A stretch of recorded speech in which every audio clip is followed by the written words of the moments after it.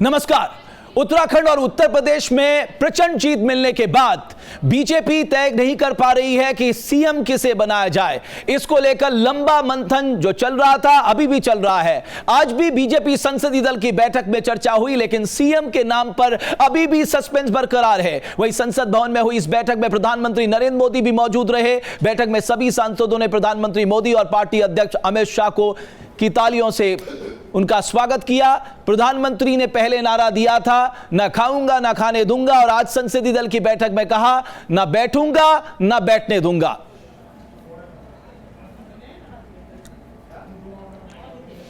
तो अब सवाल यह है कि किंग कौन बनेगा, यानी दो राज्यों में मुख्यमंत्रियों का चयन होना है। भारतीय जनता पार्टी किसके नाम पर फैसला करती है, यह एक मत होती है। कहीं ऐसा तो नहीं क्योंकि बहुमत ज्यादा आ गया है, आंकड़े ज्यादा पक्ष में आए हैं, उसके चलते यह दिक्कत सामने आ रही है। सबसे पहले उत्तर प्रदेश में नाम आ रहा है राजनाथ सिंह का। लखनऊ से सांसद है, केंद्र में गृह मंत्री है, और माना यह जा रहा है कि इनको बनाने की कोशिश की जा रही है। और अगर हम नजर डालें यूपी के ताज किसको मिल सकता है, 2000 से 2002 तक यूपी के सीएम रह चुके राजनाथ सिंह, यानी उनके पास सीएम के तौर पे अनुभव है। पार्टी संगठन पे उनकी मजबूत पकड़ है, और माना यह जाता है कि उत्तर प्रदेश में उनके कद का नेता कम से कम भारतीय जनता पार्टी के पास अभी तो नहीं है। 2 बार बीजेपी के राष्ट्रीय अध्यक्ष रह चुके हैं, और 2014 की जीत के समय भी राष्ट्रीय अध्यक्ष राजनाथ सिंह ही थे। तो कहीं ना कहीं उनके पक्ष में जाता दिखाई दे रहा है। दूसरा नाम आता है मनोज सिन्हा का। केंद्र में रेल राज्य मंत्री रह चुके हैं, और माना यह जा रहा है ये भी सीएम पद के नजदीक दिखाई दे रहे हैं। बहरहाल इन्हें भी मजबूत माना जाता। 3 बार के सांसद, पूर्वांचल में इनकी अच्छी पकड़, पूर्वांचल में अच्छी खासी जीत मिली है भारतीय जनता पार्टी को, और कहीं ना कहीं वही बात इनके पक्ष में जाती है। गाजीपुर से 3 बार सांसद रह चुके हैं। यह है मनोज सिन्हा की ताकत। रेल राज्य मंत्री रहते मेहनती नेता की छवि उन्होंने बनाई है, और इसलिए इन्हें देखा जा रहा है। तीसरा नाम, ये इस नाम में केशव प्रसाद मौर्य, बीजेपी के प्रदेश अध्यक्ष, पीएम मोदी और अमित शाह के ये पसंदीदा हैं, बहुत मेहनती हैं। बतौर यूपी प्रदेश अध्यक्ष जीत का श्रेय उनके कंधे पे जाता है, और इसीलिए उन्हें भी माना जा रहा है कि सीएम के उम्मीदवार वो भी हो सकते हैं। वीएचपी और बजरंग दल का समर्थन उन्हें हासिल है। तो ये हम आपको बता रहे हैं वो चेहरे जो सीएम के तौर पर सामने हो सकते हैं। राम जन्मभूमि और गोरक्षा आंदोलन से जुड़े रहे हैं केशव प्रसाद मौर्य। आपको कौन नहीं जानता, योगी आदित्यनाथ, ये फायर ब्रांड नेता है भारतीय जनता पार्टी के। पूर्वांचल में इनका भी अच्छा खासा दबदबा है, और यूपी, वेस्ट यूपी में इनकी मजबूत पकड़ है। तो कुल मिलाकर, और योगी आदित्यनाथ के लिए बकायदा हवन भी कराए जा रहे हैं ताकि ये मुख्यमंत्री बन पाए। संघ और हिंदुत्ववादी खेमे में इनकी अच्छी पैठ है, और इसलिए माना जा रहा है ये भी एक चेहरा है। हालांकि देखना यह है कि भारतीय जनता पार्टी इन पे दाव लगाती है नहीं।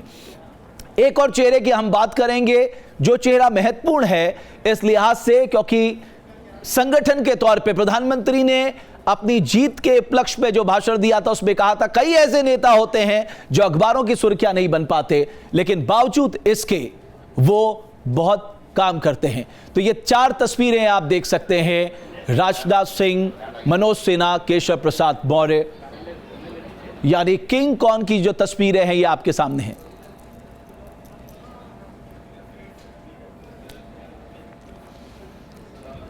और आइए बहुत जल्दी से नजर डाल लेते हैं कि उत्तराखंड की क्या स्थिति बन रही है, किन के नामों पे चर्चा हो रही है। सबसे ऊपर आ रहा है त्रिवेंद्र सिंह रावत का नाम। आरएसएस बैकग्राउंड का आपको फायदा मिल सकता है। आप राजपूत से हैं, निशंक और खंडूरी सरकार में आप कृषि मंत्री रह चुके हैं, और सबसे बड़ी बात, जब उत्तर प्रदेश में अमित शाह प्रभारी थे तो ये सह प्रभारी के रूप में काम कर रहे थे। संगठन में अच्छी छवि है और सभी गुटों में पॉपुलर। ये नाम कहीं ना कहीं बहुत तेजी से उभर कर सामने आया है। ब्राह्मण चेहरा है, उत्तराखंड में विधानसभा अध्यक्ष रह चुके हैं और तीसरी बार विधायक बने हैं। पंथ की छवि अच्छी बताई जाती है, बहुत सरल स्वभाव के व्यक्ति बताए जाते हैं, और माना यह जा रहा है इनके पक्ष में ज्यादातर लोग एकजुट हैं। सतपाल महाराज, एक कद्दावर चेहरा उत्तराखंड की राजनीति का, पहाड़ी और मैदानी दोनों क्षेत्रों में इनकी मजबूत पकड़ बताई जाती है। और केंद्र में रेल राज्य मंत्री भी रह चुके हैं, डिफेंस की स्टैंडिंग कमेटी के चेयरमैन भी रह चुके हैं, और माना यह भी जाता है ये भी एक नाम है जो मुख्यमंत्री पद का उम्मीदवार है। लेकिन इनके समर्थन में वो पूर्व मुख्यमंत्री आएंगे या नहीं, यह कहना दिलचस्प होगा। तो ये उत्तराखंड की तस्वीर हमने आपके सामने रखी। यानी उत्तर प्रदेश और उत्तराखंड में मुख्यमंत्री चयन करने में भारतीय जनता पार्टी को समय लग रहा है। तो प्रकाश पंत जिस पे आप माना यह जा रहा है कि इस पर ज्यादातर लोग एकजुट दिखाई दे रहे हैं, तो वही त्रिवेंद्र सिंह रावत भी पीछे नहीं दिखाई दे रहे हैं। और सतपाल महाराज, लोगों ने यह भी सवाल सोचा कि अगर सतपाल महाराज को चुनाव लड़ाने के पीछे का मकसद भारतीय जनता पार्टी का क्या है। यह अपने आप में दिलचस्प कहानी है।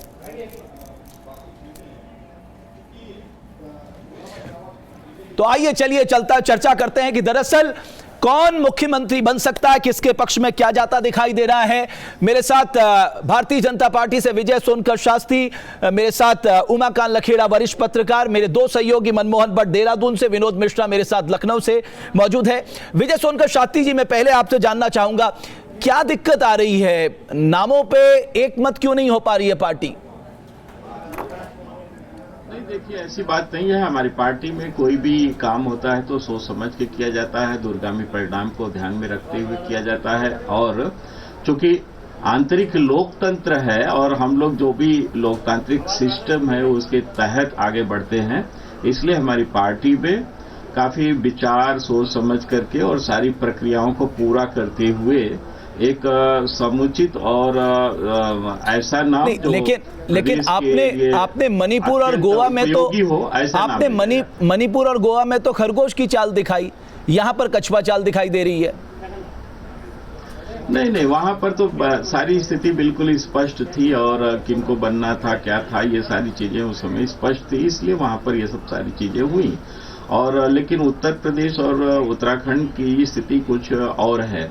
यहाँ पर हम लोगों को प्रचंड मेजॉरिटी मिली है और हमारे प्रधानमंत्री जी के जो सपने हैं वो सपने उत्तर प्रदेश और उत्तराखंड के लिए बिल्कुल अलग है, क्योंकि ये दोनों प्रदेश एक तरह से देखा जाए तो बीमारू प्रदेश है और ऐसे प्रदेश में संभावनाएं बहुत है और उन संभावनाओं को एक परोक्ष रूप देने के लिए क्या किया जा सकता है, ये सारी चीजें देखनी है। चलिए देखिए, सोनकर शास्त्री साहब आप मेरे साथ बने रहिए। आपका ये कहना, और वैसे भी प्रधानमंत्री ने आज संसदीय दल की बैठक में साफ कर दिया है, ना बैठूंगा ना बैठने दूंगा, यानी जो भी मुख्यमंत्री बनेगा उसे काम तो करना होगा, उसे डिलीवर तो करना होगा, ये बिल्कुल संकेत साफ दे दिया है।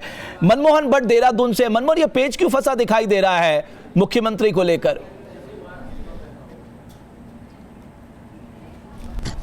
देखिए रमेश, जो मैं सतपाल महाराज से शुरू करूंगा। सतपाल महाराज को एक तरीके से इनडायरेक्टली प्रोजेक्ट किया गया था और ये सोचते हुए प्रोजेक्ट किया गया था कि सतपाल महाराज के जो साथी हैं पुराने, जो उनके जो पुराने कांग्रेसी हैं वो अभी भी कांग्रेस में बरकरार है और अगर वो जीत कर आते हैं और बीजेपी अगर 36 नंबर नहीं पा पाती तो सतपाल महाराज के ऊपर ये जिम्मेदारी होती कि 2-3 और विधायकों को वो कांग्रेस से भारतीय जनता पार्टी में शामिल करवाएं या वो इस्तीफा दें कांग्रेसी विधायक, तो वो एक समीकरण हो सकता था। लेकिन अब जो इतना बड़ा मैंडेट मिला है, इस रेस में सतपाल महाराज कहीं पिछड़ गए हैं उत्तराखंड में, ये बिल्कुल स्पष्ट नजर आ रहा है। सतपाल महाराज मोहन भागवत के करीबी हैं, इसका उन्हें फायदा मिल रहा था।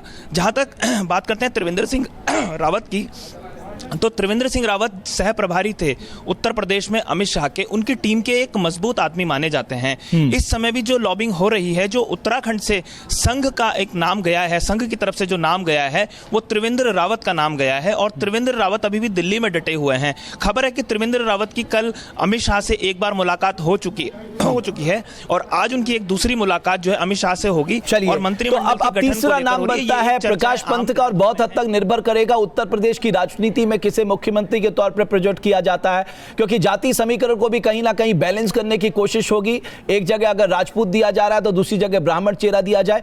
उमाकांत लखेड़ा साहब, आपको लगता है कि उत्तराखंड में तो बीजेपी तय कर सकती थी, चलो उत्तर प्रदेश में पेंच फंस रहा है, लेकिन उत्तराखंड में तो बीजेपी 1 मिनट में तय कर देगी? साहब आप बनाइए, क्योंकि डिलीवर तो उसे करना पड़ेगा। प्राइम मिनिस्टर मोदी आज संसदीय दल की बैठक में साफ कह चुके। देखिए, उत्तराखंड का जहाँ तक सवाल है, उत्तराखंड राज्य की स्थापना भारतीय जनता पार्टी ने की थी और राज्य की स्थापना के बाद भारतीय जनता पार्टी 15 साल में 10 साल सत्ता से बाहर रही। तो मैं तो ये मानता हूँ, मैंने ये बात पहले भी कही है कि भारतीय जनता पार्टी के लिए सही मायने में उत्तराखंड में पहली बार वो जीते हैं। इससे पहले वो जीते नहीं थे क्योंकि वो मैंडेट, उनको पूरा मैंडेट मिला नहीं था। अब पहली बार उनको इतना प्रचंड बहुमत मिला है कि वो राज्य को सजाने संवारने और उत्तराखंड आंदोलन की जो आकांक्षाएं थी लोगों की, बहुत बड़ी आकांक्षाओं के साथ उत्तराखंड राज्य बनाया गया था। तो ये बड़ी जिम्मेदारी, जो अधूरा काम 2001 में देहरादून में राज्य बनाने की घोषणा हुई, राजधानी देहरादून में बनाई, मुख्यमंत्री बनाया, विवादास्पद व्यक्ति बने, वो अभी दुनिया में नहीं है। प्रकाश पंत के पक्ष पे ज्यादातर लोग एकजुट हो जाएंगे। प्रकाश पंत बहुत सौम्य चेहरा है और मुझे लग रहा है कि जो रिपोर्ट्स आ रही हैं कि प्रकाश पंत अचानक पर्दे पर आए हैं, तो इसका एक बड़ा कारण मुझे दिखाई दे रहा है कि प्रकाश पंत के पक्ष में एक बहुमत की राय उभर रही है। जो मेरी रिपोर्ट्स, मेरी सूचनाएं भारतीय जनता पार्टी के भीतर से बता रही हैं। सतपाल महाराज, मैं इस बात से सहमत हूं कि सतपाल महाराज पहले थे, लेकिन वो बहुमत चूंकि प्रचंड मिल गया है, इसलिए भारतीय जनता पार्टी पर ये जिम्मेदारी आ गई है कि अपने संगठन और आरएसएस आदमी को बनाया जाए। व्यक्ति है। विनोद मिश्रा हमारे साथ लखनऊ से हैं। विनोद, यहां क्या चर्चाएं चल रही है?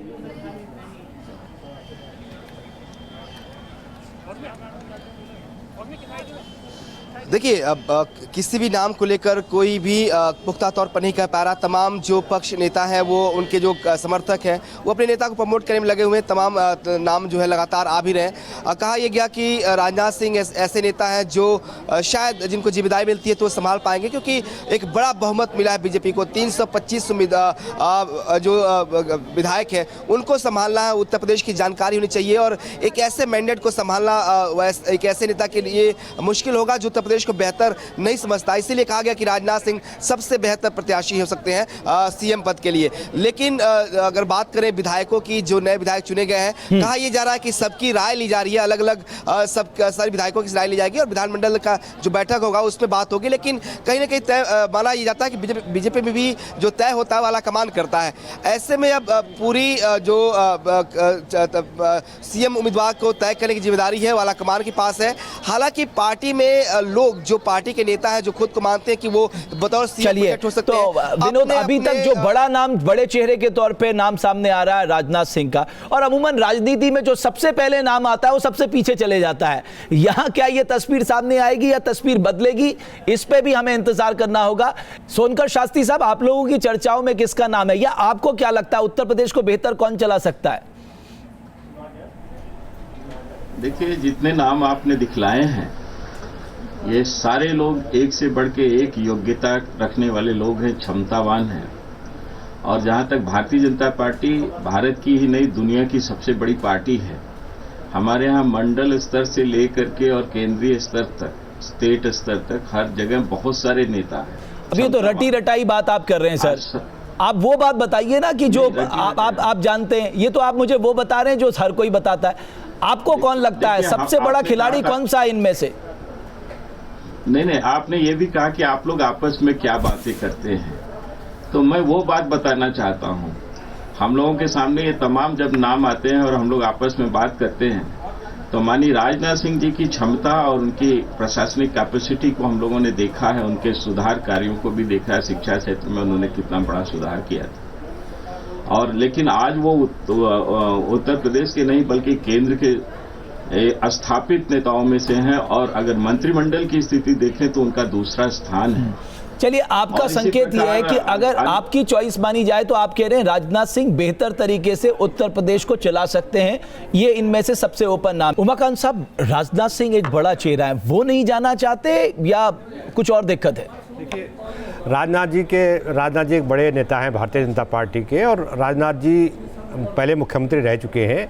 राजनाथ जी इस समय मोदी मंत्रिमंडल के सबसे महत्वपूर्ण सदस्य हैं, वरिष्ठ सदस्य हैं।